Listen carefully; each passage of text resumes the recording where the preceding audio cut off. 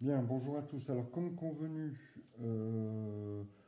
je vais faire deux petites vidéos finalement, après réflexion, enfin même peut-être trois en fonction de la durée de la vidéo, parce qu'on ne peut pas avoir des vidéos trop longues pour les poster sur YouTube ensuite, même s'il faut que je la coupe en plusieurs. Je vais d'abord faire une première petite vidéo là, qui va être juste un rappel.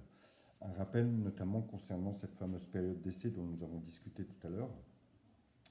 Et pour vous donner le détail finalement des délais de ces périodes, ça permettra aux étudiants qui ont éventuellement pas vu le cours l'année dernière d'avoir au moins cette notion-là en tête, puisque ça me paraît être une notion qui est relativement importante, dans le sens où elle pourrait très bien faire, elle s'intégrerait très bien dans un cas pratique, et elle pourrait très bien faire l'objet d'une question.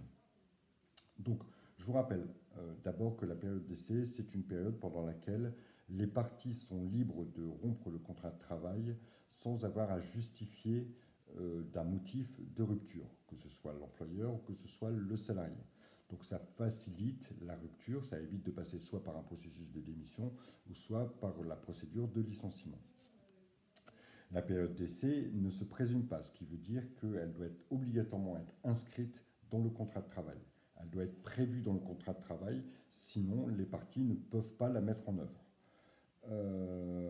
La période d'essai, si elle est mal calculée, on va la réputer, si un litige devait être porté devant le juge avec une période d'essai par exemple trop longue par rapport aux délais qui sont prévus par la loi, le juge va réputer la période d'essai comme non écrite, la clause comme non écrite. Ça veut dire qu'elle n'existe pas dans le contrat. Ce qui voudrait dire en même temps qu'une rupture qui aurait été faite sur le fondement de cette période d'essai ne serait pas valable. Donc vous voyez que l'importance de respecter le délai est là, puisque si le délai n'est pas respecté, ça veut dire que la clause n'existe pas, ce qui veut dire que je ne peux pas la mettre en œuvre. Et si je l'avais mise en œuvre, eh ben, je me verrais retoqué par le juge, tout simplement. Donc, concernant le délai.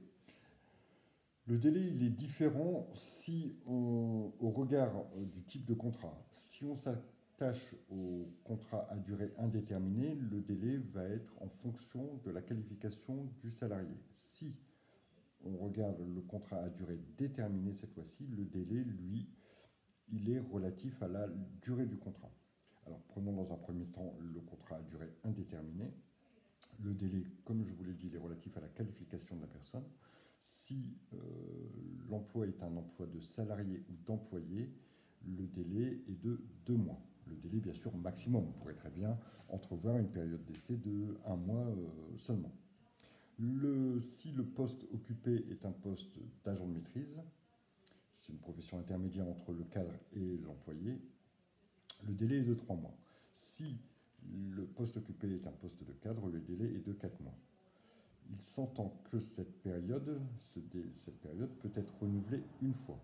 Malgré tout, pour pouvoir mettre en œuvre un renouvellement, il faut que le renouvellement ait été prévu par le contrat, qu'il y ait une clause qui indique par exemple qu'il y a une période d'essai qui est de 1 mois et qui peut être renouvelée une fois, ou que les parties soient d'accord, tout simplement, ou que ça soit aussi prévu par une convention collective. Donc, je rappelle, pour le CDI, en fonction de la qualification du salarié, si c'est un employé, 2 mois, si c'est un agent de maîtrise, 3 mois, si c'est un cadre, 4 mois.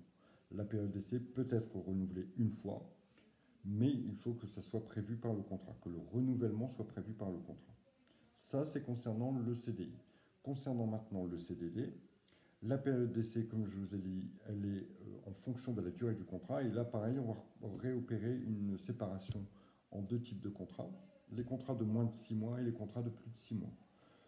Allons au plus simple. Dans un premier temps, les contrats de plus de 6 mois, la période d'essai, quelle que soit la nature de l'emploi, la période d'essai est de 1 mois maximum. Voilà, il n'y a pas à chipoter, c'est 1 mois maximum. Alors encore une fois, les parties peuvent convenir d'une période d'essai de 15 jours. Concernant maintenant les contrats à durée déterminée de moins de 6 mois, la période d'essai, elle, est relative à la durée du contrat. Et elle est calculée de la façon suivante. On va compter une journée par semaine de contrat, avec un maximum de 15 jours de période d'essai. Un contrat qui serait un contrat CDD de 2 mois, donc on serait à peu près sur 8 ou 9 semaines, et ben on aurait 8 ou 9 jours de période d'essai maximum.